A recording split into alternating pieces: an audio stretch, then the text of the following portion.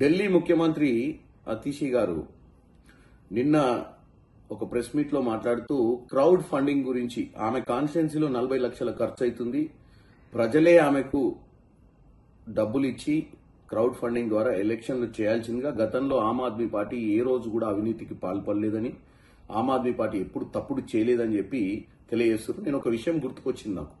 ఎందుకంటే మా రాష్ట్రానికి అంటే తెలంగాణ రాష్ట్రానికి సంబంధించినటువంటి ఎమ్మెల్సీ కవిత గారు ముఖ్యమంత్రి అప్పుడున్నటువంటి కేసీఆర్ గారి కుమార్తె ఆ రోజు సౌత్ గ్రూప్ ద్వారా ఢిల్లీ లిక్కర్ స్కామ్ గనుక ఒకవేళ పట్టుబడి ఉండకపోయి ఉంటే ఈ రోజు ఆమ్ ఆద్మీ పార్టీకి పరిస్థితి వచ్చి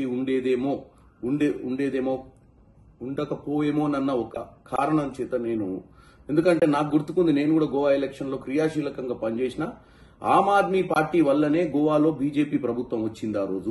ఆ రోజు ఆమ్ ఆద్మీ పార్టీకి ఏదైతే అలిగేషన్స్ ఉన్నాయో అవి ఎంత వాస్తవాల కోట్లు తెలియజేస్తే 100 కోట్లు ఏదైతే ట్రాన్సాక్షన్ జరిగిందని తెలిసిందో ఢిల్లీ ఎలక్షన్ల కోసం ఆమ్ ఆద్మీ కోసం, అది తెలంగాణ నుంచి ఆ రోజు సౌత్ గ్రూప్ ద్వారా వెళ్లిన డబ్బు. ఆ డబ్బు వల్ల ఈ రోజు బీజేపీ అధికారంలో ఉందని మనం గుర్తు చేసుకోవాలి. ఈ రోజు వీళ్ళు వచ్చి స్వచ్ఛందంగా మేము ఒక్క రూపాయి కూడా తీసుకోలేదు, ప్రజల సొమ్ముతోటి రాజకీయాలు చేస్తామని ఒక స్వచ్ఛందంగా వచ్చి ముందుకొచ్చి మాట్లాడుతున్నారు. మరి ఈ విషయాన్ని కూడా గుర్తుకు చేస్తున్నాను అతిషి గారికి. ఆమెకు నా best of luck. Crowd funding జరగాలని, ఆమె మంచి ఎన్నికలు ఫైట్ చేయాలని, ఎందుకంటే గతాన్ని కూడా గుర్తు చేసుకునే అవసరం కూడా ఉంటుంది కొన్నిసార్లు.